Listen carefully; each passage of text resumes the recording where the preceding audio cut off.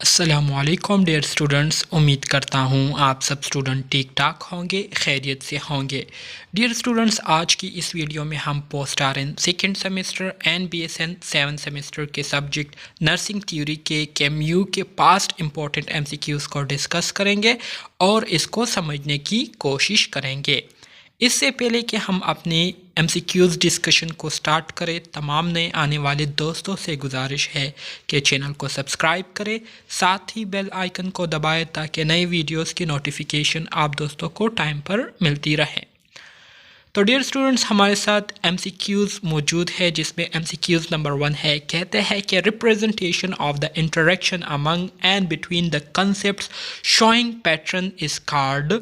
कहते हैं कि हमारे साथ वो प्रोसेस जिसमें जितने भी कॉन्सेप्ट्स होते हैं, ठीक है, तो उन कॉन्सेप्ट्स के दरमियान जो रिलेशनशिप होती है, ठीक है, तो उसको जब हम प्रैक्टिकली रिप्रेजेंट करते हैं तो इस पैटर्न को हम क्या कहते हैं? इसको हम मॉडल कहते हैं। ऑप्शन बी आपके पास करेक्ट आएगा।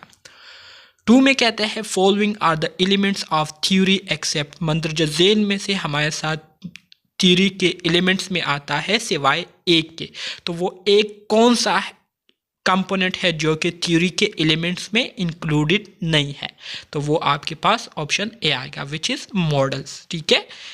3 में कहते हैं aspects of reality that can be consciously experience are called. कहते हैं कि वो प्रोसेस जिसमें हम चीज़ों को कॉन्शियसली क्या करते हैं? एक्सपीरियंस करते हैं, ठीक है, जिसमें हम रियलिटी के बारे में बात करते हैं, हकीकत के बारे में बात करते हैं, ठीक है, तो इसको हम क्या कहते हैं? तो इसको हम फिनोमिना कहते हैं। ऑप्शन बी आपके पास क्या आता है? करेक्ट आता है। ठीक है। 4 में कहते हैं following are the characteristics of theory except. मंदरजा झेल में से हमारे साथ थ्योरी के करेक्टरिस्टिक्स में आता है सिवाय एक के जो कि थ्योरी के करेक्टरिस्टिक्स में नहीं आता। तो वो क्या है? वो आपके पास ऑप्शन ए है, विच इज जजमेंट। ठीक है। MCQs number 5 statement that describe concepts are. कहता है वो स्टेटमेंट जिसके ज़रिए हम कंसेप्ट को डिस्क्राइब करते हैं तो उसको हम क्या कहते हैं? उसको हम एजम्पशंस कहते हैं। ठीक है, एजम्पशंस। ऑप्शन सी आपके पास करेक्ट आएगा। 6 में कहते हैं the broad frame of reference for approaching a phenomena is. The broad frame of reference for approaching a phenomena is. कहता है कि वो फ्रेम ऑफ रेफरेंस जिसमें हम क्या करते हैं? जिसमें हम फिनोमिना को क्या करते हैं? डिस्क्राइब करते हैं, फिनोमिना के बारे में हम उसमें बात करते हैं। तो इसमें आपके पास करेक्ट ऑप्शन ए आएगा, विच इज फ्रेमवर्क। ठीक है। MCQ 7 में कहते हैं in process of theory development which of the following sequence is correct. कहते हैं कि हम जब थ्योरी को डेवलप करते हैं तो इस दौरान हम किस तरह से थ्योरी को डेवलप करते हैं? थ्योरी को डेवलप करने के दौरान कौन से सीक्वेंस, कौन सा मेथड, स्टेप्स जो है हमने फॉलो करने होते हैं। तो इसमें आपके पास जो करेक्ट ऑप्शन आएगा, जो सीक्वेंस आएगा आपके पास करेक्ट, तो वो क्या है? सबसे पहले हम क्या करते हैं? सबसे पहले हम कंसेप्ट को डिस्क्राइब करते हैं जिसमें हम अपने जो मेन आइडियाज़ है उसको हम क्या करते हैं? प्रेजेंट करते हैं। ठीक है, वो दूसरों लोगों को क्या करते हैं? पेश करते हैं, उनको अपने आइडियाज़ से आगाह करते हैं। फिर दूसरा काम क्या होता है? दूसरा काम आपने स्टेटमेंट डेवलपमेंट करनी होती है, एजम्पशन देने होते हैं, ठीक है, अपने कंसेप्ट को डिस्क्राइब करना होता है। तीसरा काम आपने जो है उस थ्योरी को कंस्ट्रक्ट करना होता है, ठीक है, और इसी तरह से लास्ट में आप लोगों ने उस थ्योरी को प्रैक्टिकली अप्लाई करना होता है, एप्लीकेशन ऑफ थ्योरी। तो इसमें आपके पास जो करेक्ट सीक्वेंस आएगा वो क्या आएगा? सबसे पहले सी होगा, फिर उसके बाद ए आएगा, फिर उसके बाद बी आएगा और लास्ट में आपके पास डी आएगा। तो करेक्ट ऑप्शन आपके पास क्या है? ऑप्शन 4 जो है ये आपके पास करेक्ट है, जो कि ऑप्शन डी है। मतलब सबसे पहले कंसेप्ट, फिर उसके बाद स्टेटमेंट डेवलपमेंट, उसके बाद थ्योरी कंस्ट्रक्शन और लास्ट में हम एप्लीकेशन ऑफ थ्योरी को प्रैक्टिकली अप्लाई करते हैं। सही है। MCQs number 8। एमसीक्यूज नंबर 8 में कहते हैं कि philosophy of nursing was presented by. Nursing की जो फिलोसफी है इसको किसने पेश की थी? तो इसको जो है फ्लोरेंस नाइटिंगेल ने पेश किया था। ठीक है, नर्सिंग की फिलोसफी को।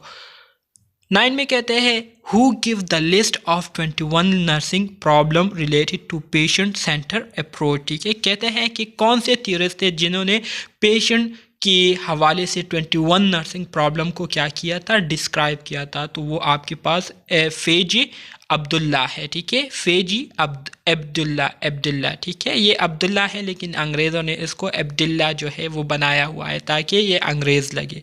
सो ये फेजी अब्दुल्ला है, ठीक है, लेकिन आप लोग फेजी अब्दुल्ला पढ़ेंगे। ऑप्शन बी आपके पास सही है। 10 में कहते हैं कि self care deficit theory was given by, self care deficit theory किसने पेश की थी? तो आप सबको पता है कि इसको जो है डोरोथी ओरेम ने जो है पेश किया था। सही है, ऑप्शन सी एमसीक्यूज नंबर 10 में आपके पास करेक्ट आएगा। 11 में कहते हैं कि who give the definition of nursing, nursing की मंदरजा झेल ऑप्शन में किसने जो है नर्सिंग की डिफिनीशन जो है वो पेश की थी? फेजी अब्दुल्ला ने, या वर्जीनिया हेंडरसन ने, डोरोथी ओरेम ने, या लिंडा ई हेल ने, ठीक है। तो करेक्ट ऑप्शन एमसीक्यूज नंबर 11 में आपके पास क्या आएगा? ऑप्शन बी आएगा, वर्जीनिया हेंडरसन। 15 में कहते हैं all of the following presented interaction oriented theory except, कहते हैं मंदरजा झेल में से जितनी भी थ्योरीज है तो ये सारे जो है इंटरेक्शन ओरिएंटेड थ्योरीज है, ठीक है, उसको रिप्रेजेंट करती है सिवाय एक के जो कि इंटरेक्शन कंसेप्ट को प्रेजेंट नहीं करते। इंटरेक्शन से मुराद ये है कि पेशेंट और नर्स के दरमियान जो इंटरेक्शन हो रही होती है उसके हवाले में मंदरजा झेल थ्योरी जो है वो हमें इंफॉर्मेशन देती है सिवाय एक के जिसमें नर्स पेशेंट के इंटरेक्शन के हवाले से बात नहीं की गई थी, ठीक है। तो वो कौन सी थ्योरी है, किसकी थ्योरी है? तो करेक्ट ऑप्शन एमसीक्यू 15 में आपके पास ऑप्शन ए आएगा, विच इज हेल्गट ई पेप्लाई, ठीक है। 16 में कहते हैं theory of goal attainment was given by, किसने इसको पेश किया था? इसको जो है मेडेलिन एम लेंजर ने पेश किया था, थ्योरी ऑफ गोल अटेनमेंट को, ठीक है। 17 में कहता है patient nurse relationship continuum was presented by, patient nurse relationship के हवाले से जो थ्योरी पेश की गई थी तो उस थ्योरी को किसने पेश किया था? हेल्गट ई पेप्लाई ने, इदा जीन ऑर्लैंडो ने, इमोजीन किंग ने, या मेडेलिन एम लेंजर ने? तो करेक्ट ऑप्शन एमसीक्यू 17 में आपके पास ऑप्शन बी आएगा, विच इज इदा जीन ऑर्लैंडो।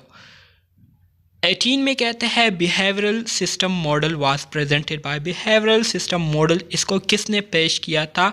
तो इसको जो है नॉन ऑफ द अबव इसमें आएगा, ऑप्शन डी, मतलब डोरोथी ई जॉनसन, हेल्गट ई पेप्लाई या इदा जीन ऑर्लैंडो, इनमें से कोई भी नहीं है। तो ऑप्शन डी हमारे साथ क्या आएगा? करेक्ट आएगा।